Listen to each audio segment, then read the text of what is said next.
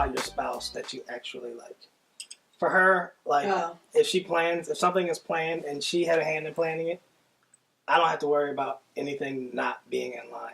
Right. Like, if she put her hands on it, and her administrative gift is bananas. Thank you. Mm-hmm. Like, if you need something done, she's going to get your ducks in a row. I'm not working now. It's just going to work.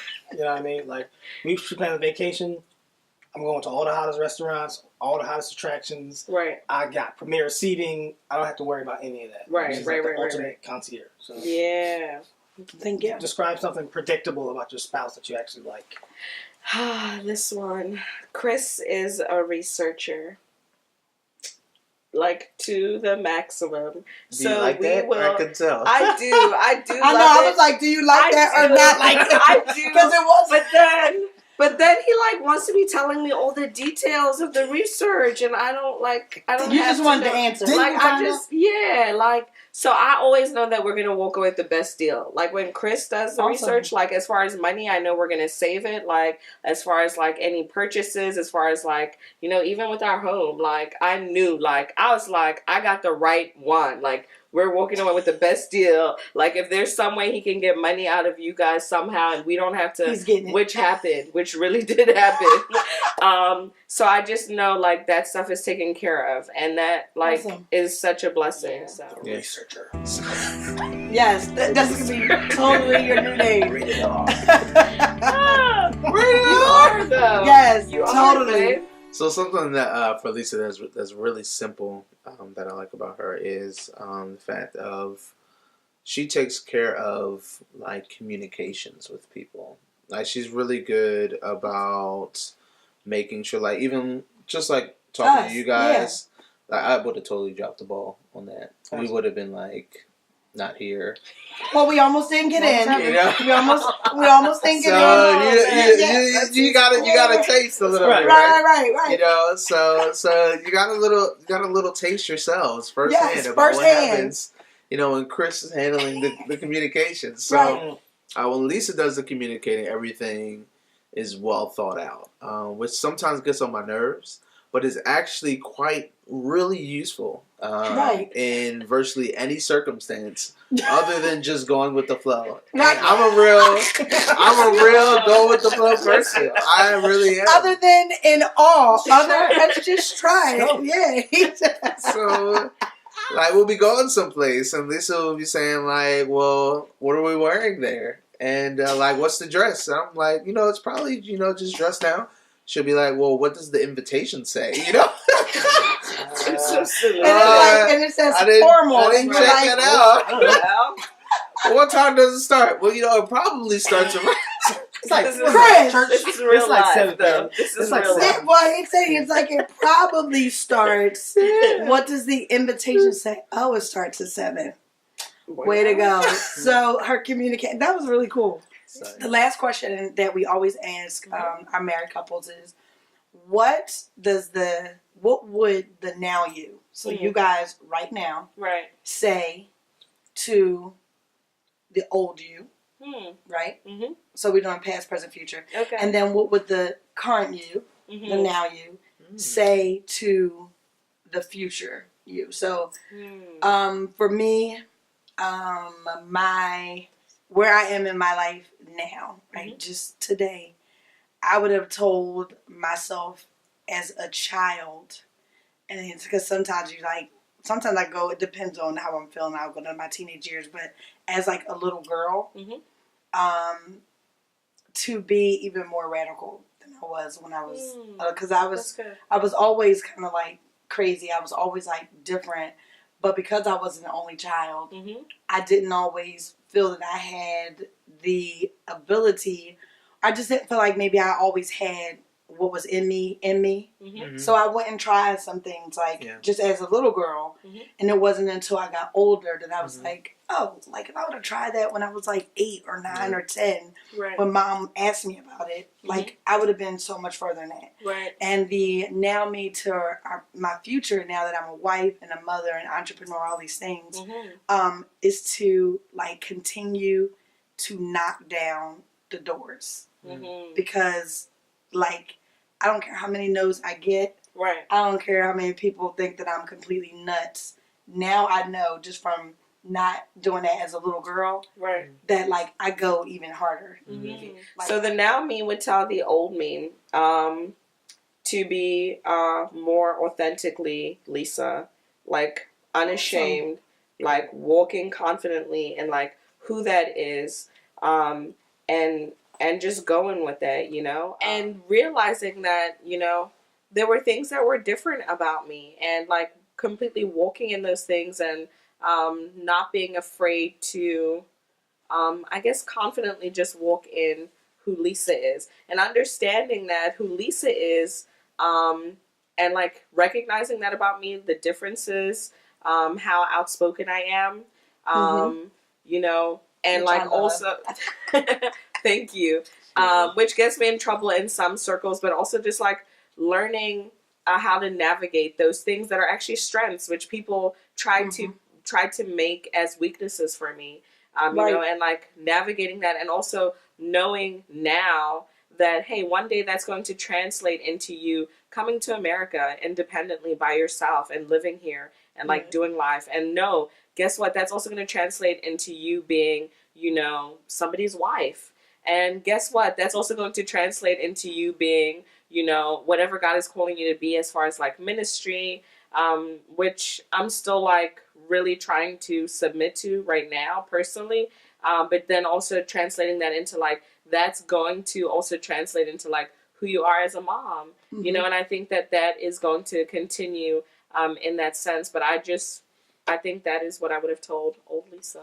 What about new Lisa, future Lisa? New Lisa, future Lisa. I would tell her that she needs to not be so rigid and structured.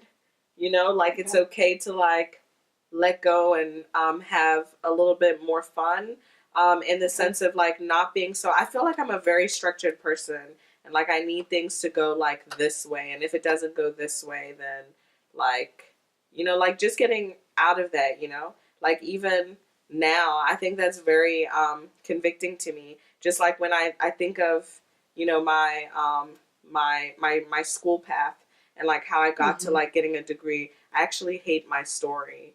And it's because it didn't happen in this very structured way that I was like, oh, this is exactly how it has to happen. And like me still like being dissatisfied about that is like really hard for me, because I then overshadow like this big accomplishment and like where I am in life. And so I think just like letting go of all that structure, and being okay with that, and understanding that those things happen for a reason. And then just in other areas of my life, like I do need to be a little bit more like Chris, where he's at times a little bit more, what'd you say, go with the flow? Go with the flow. Go with the flow.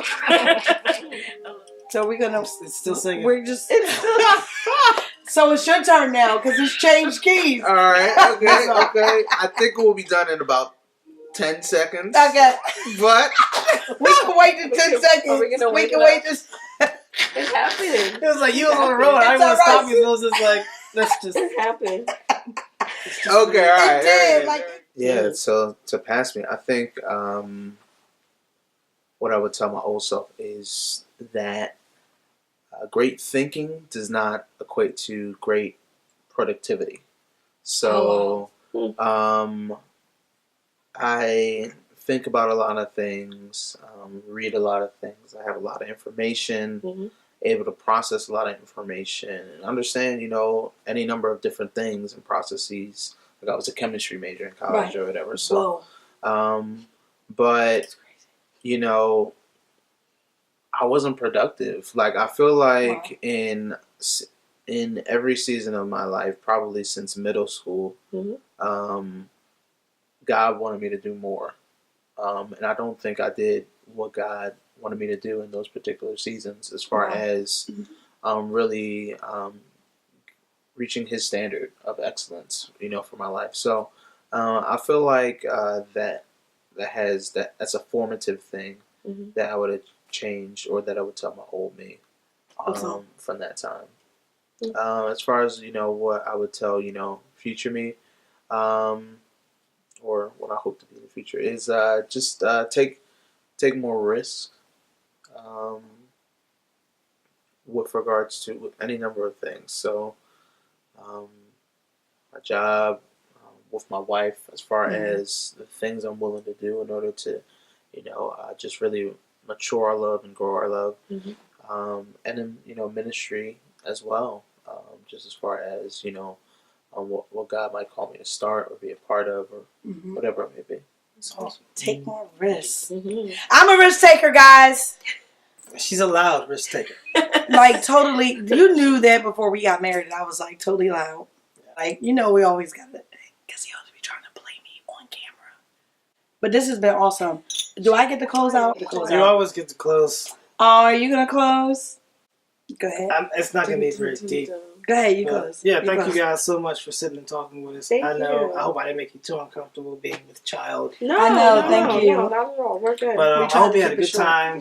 Again, the hope of these BTC Conjugal Conversations is that somebody sees something and notices that, like marriage isn't all the bed of roses. It's not super duper happy, but like if you put in the work, it's definitely worth it. So yes, we definitely thank you so much for sacrificing your time to talk to us and the 10,000 kajillion gabillion people that are going to see this video. Make it 10,000 kajillion people that see this video. Please. So actually like it and share it and like it and whatever the kids are doing now. And subscribe. You're supposed to subscribe and tweet and all that too. And follow. There you go. Follow. Like, follow, subscribe. Yes. So thank y'all. We appreciate you. We do. The Browns, guys. Thank you. Wherever you are on your journey, as far as, considering getting married, or if you are married, struggling, potentially, going through, wanting to get a divorce or something like that, or just, just married, altogether, I would say, don't be afraid to ask for help. And I authentically, I genuinely mean that. And it's not the phony kind of help where, if you're part of a community, like a church community, like Chris and I are, I think that the assumption a lot of the times is like, oh, he's a minister, she's got a good head on her shoulders. They're good. And you know what? That's not always the truth, because Chris and I have gone through some, really hard times in our marriage. Where we literally had to ask for help. Now, we don't go ask for help and broadcast it to everybody. But then, you have to make sure that you are surrounded by those people that you can trust, people who are, genuinely praying for you, and people who, love you guys. And we are blessed enough to have some of those people in our lives that I think it took us a year into our marriage to finally say we need help. I don't have a regret about it, but then I do think we could have served our marriage and ourselves better had we asked sooner. Because there's this thing about when you do get married, you want to protect your marriage, and I completely get that. But then there's also this thing called wisdom and knowing when it's appropriate, to just ask for help and who to ask for help. So don't be afraid of that. And also make sure you have peers. As well as those who have gone ahead of you, as well as people who are still new in the game. And make sure you can always benefit from all of these people as it relates to your marriage. One thing that I've actually told a couple of couples who've gotten married recently, there's no harm in intentionality. And what I mean about that is, we talk a lot about planning for marriage, but I also think we need to talk about planning in marriage, and that there is that there's a real benefit to being diligent about your preparation and planning and intentionality in marriage, about everything comprehensively. So talking about your plans for your children, talking about your plans for your finances, talking about your plans for further education, talking about your plans for dating, talking about plans for sex. Everything can be planned in a general sense so that there can be freedom in a practical sense. We talk a lot about, we don't want things to seem contrived or fake. Well, a lot of the times it's contrived or faked if we're trying to be spontaneous. Sometimes trying to be too spontaneous is faking it. So if you're planning or creating general parameters in a lot of ways, you're actually giving yourselves freedom in the moment to do the maximum type of effect and have the maximum effect in that moment. So I think that would be really, especially for newlyweds, to plan out your first 3 to 6 months. Plan out your first months of dates and get yourself on a regular schedule for dates, so that it can become regular and normative for you to be going out and take each other out and to have this kind of fun. So I think that's just a simple mindset. Obviously, a little bit more complicated in implementation, but it's just a simple mindset that could really benefit, I think, a lot of people when considering our experience. Well, we love you guys. Love you.